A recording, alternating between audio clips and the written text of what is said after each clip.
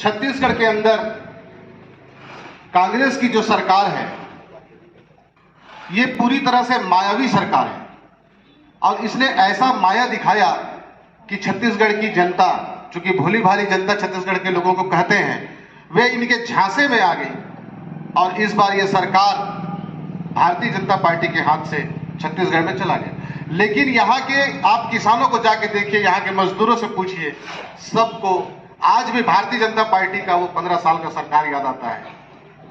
यहाँ कोई खाद की कमी नहीं होता था, न बोरे की कमी थी, किसी प्रकार का कोई भी कमी छत्तीसगढ़ के अंदर नहीं था और छत्तीसगढ़ खुशहाल होता। लेकिन जब से 3 साल पहले भूपेश बघेल जी यहाँ के कुर्सी पर आए और उसके बाद से अव्यवस्थाओं का गढ़ बन गया है छत्तीसगढ़। सबसे पहले किसानों को तकलीफ देना शुरू हुआ। जब बीज का समय आता है बीज नहीं रहता, जब उत्पादन करने का समय आता है तो खाद की शॉर्टेज कर देते हैं। और ऐसा नहीं है कि खाद इनको नहीं दिया जाता, पिछले सत्र में जितना खाद इनको आवंटित किया गया था उससे कहीं ज्यादा खाद केंद्र सरकार के द्वारा इनको दिया गया है। लेकिन छत्तीसगढ़ की सरकार ने वो जो खाद आया उनको इन्होंने अपने बिचौलियों को दे दिया, व्यापारियों को दे दिया कि इस पर आप लोग कमाइए। और यहां जो सोसाइटी में जो किसानों को मिलता था उसमें कमी कर दी गई। आधा से अधिक कम मात्रा डीएपी की सोसाइटियों में भेजा गया, जिस कारण से ये कमी आई है।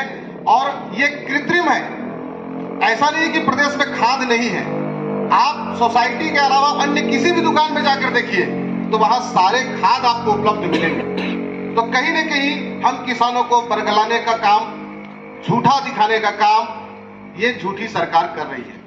बहनों और भाइयों, हम सबको जागना होगा। सरकार जब चुनाव में आई थी तो इन्होंने कहा था हम बिजली बिल हाफ करेंगे। बिजली बिल तो हाफ हुआ नहीं, बिजली ही हाफ हो गया।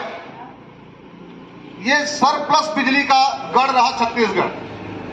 जब हमारी सरकारें थी, भारतीय जनता पार्टी की सरकार इस छत्तीसगढ़ में था, 0 पावर कट बिजली के नाम पर जाना जाता था। बिजली कटौती को हम भूल गए थे।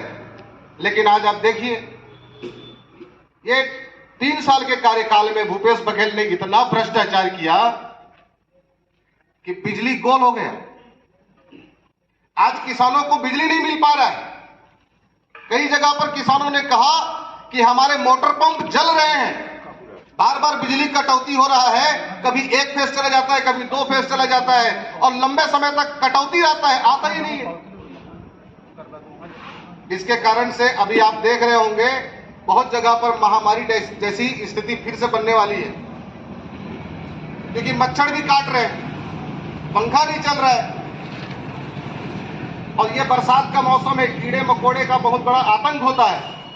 तो ऐसे में अगर हम लोगों को छोड़ दें तो जिस प्रकार से कोरोना का प्रभाव फिर बढ़ रहा है, मुझे लगता है कि अगर इस सरकार को आगाह न किया जाए और चौकन्ना न किया जाए तो हमें ये फिर से महामारी की जाल में ढकेलने के लिए तैयार है।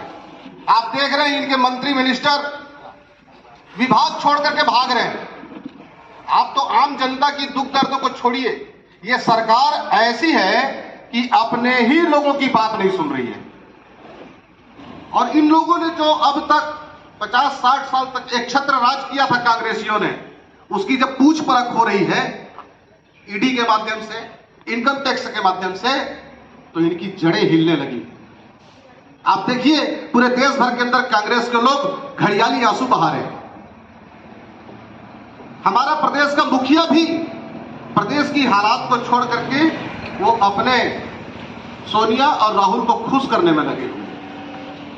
तो ऐसी स्थिति में आप समझदार हैं, छत्तीसगढ़ की जनता, मतदाता और यहाँ का किसान भी जागरूक है। हमें आने वाले समय में क्या करना चाहिए इसका चिंतन हमको करना होगा। भाइयों, छत्तीसगढ़ मूलतः किसानों का ही प्रदेश है।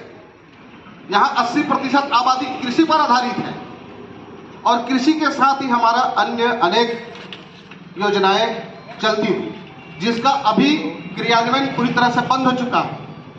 70,000 पंप स्वीकृत होने के बाद में लोगों को नहीं दिया गया है। अब बताइए, एक तरफ आप कहते हैं हम किसानों के हितैषी हैं, हम किसानों के हित में योजना लाते हैं, और दूसरी तरफ आप किसानों का बंटाधार करने में लगे हैं, खर्चा बढ़ाने में लगे हैं। अगर इस प्रकार की दोगली नीति ये कांग्रेस की सरकार करेगी तो भारतीय जनता पार्टी इसका विरोध करेगा और हर स्तर पर विरोध करेंगे। अभी तो हमने ये प्रदर्शन किया है, ये धरना प्रदर्शन एक शुरुआत है। जैसे जैसे आपका भ्रष्टाचार बढ़ता जाएगा, भारतीय जनता पार्टी कमर कस के आगे बढ़ती जाएगी। मित्रों, इस क्षेत्र में कांग्रेस का विधायक है, कभी किसी मुद्दों पर, कभी किसानों की समस्याओं पर उनका एक भी मंतव्य, एक भी वक्तव्य नहीं आता है, कहीं किसानों के हित में खड़े नहीं दिखते हैं।